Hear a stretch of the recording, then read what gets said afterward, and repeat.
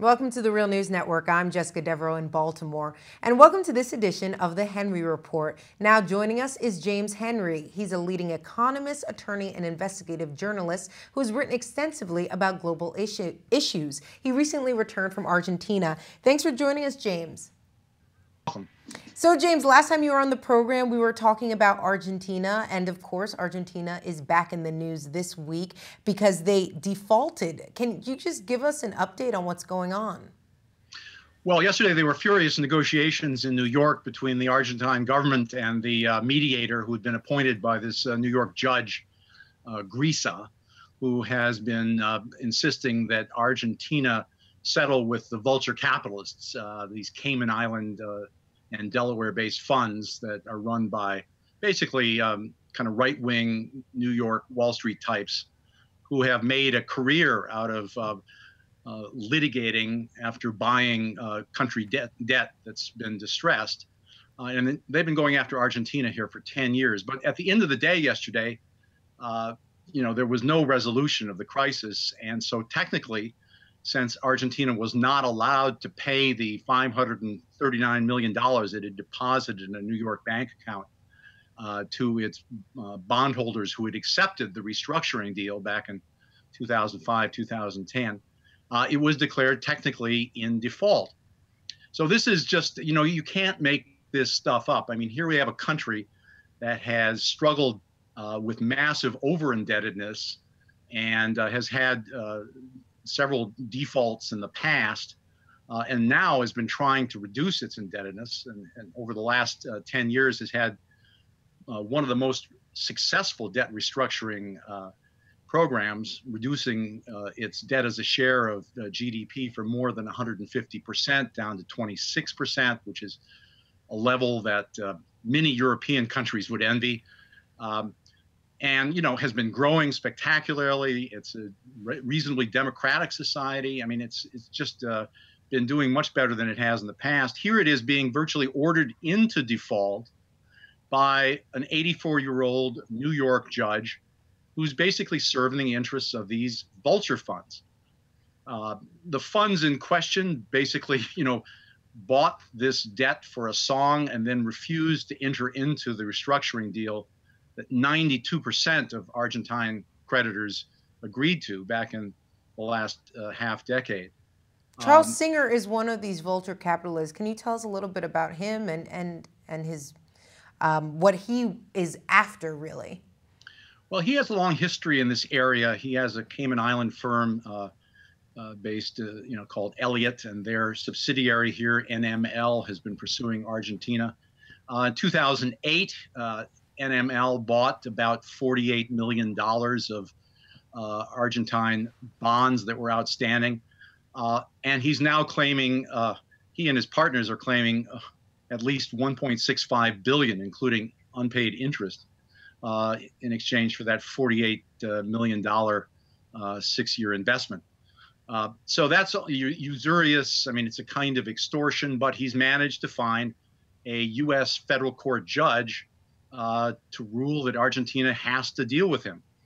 The problem was for Argentina that they have a very explicit covenant.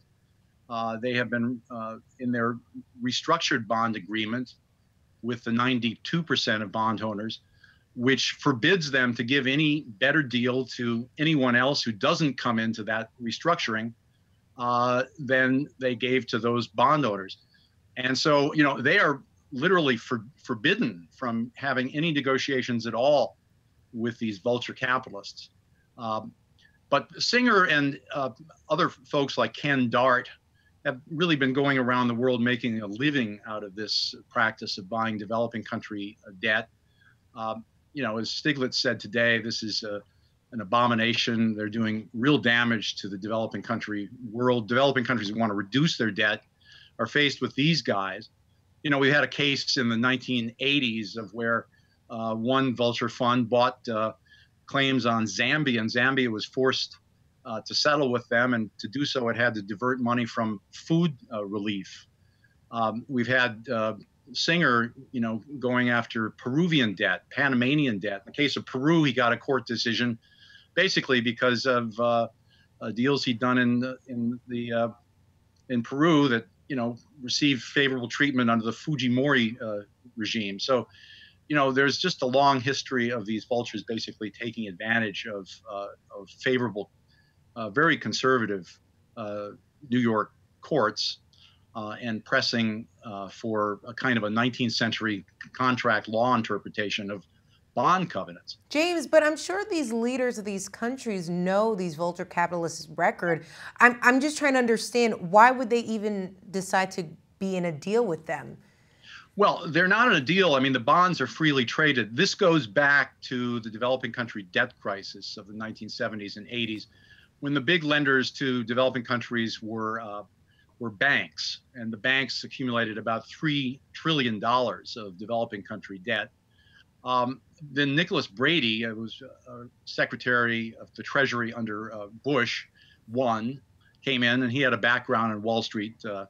And he suggested that to get the banks out of trouble, we allowed the government to issue bonds that individual investors could buy and swap those for the developing country loans. And so that helped the banks, but basically developing countries never got more than about $300 billion of debt relief out of the $3 trillion outstanding. And they ended up having to face all of these individual investors in bonds. And so it becomes possible for almost anyone to buy bonds, country bonds. And then, when there's a restructuring, you refuse to be part of the restructuring. And then you take it to court saying the country has to pay you full value on the face value of the note. So that's the basic strategy. There used to be a legal doctrine under New York law called champerty, which forbid people from buying debt instruments just to litigate. But this same Southern District of New York court has basically restricted champerty and ruled it away. The interesting thing is, why is Argentina ending up in the Southern District of New York for litigating on its bonds? And this goes back to 1976, when the military junta came to power in Argentina. Their economy minister, Martínez de Oz, decided to satisfy the banks, who were his close friends, by moving all court cases involving Argentina to the Southern District of New York. And that's where that sort of waiver of Argentina's sovereign immunity started.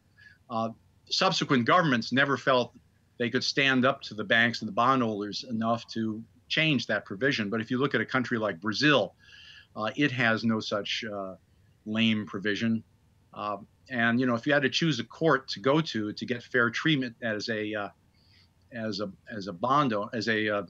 developing country, you would not choose this district. But the real problem here goes back to a fundamental fact, is that unlike individuals, countries cannot go bankrupt. There is no procedure. There's no bankruptcy court for developing countries.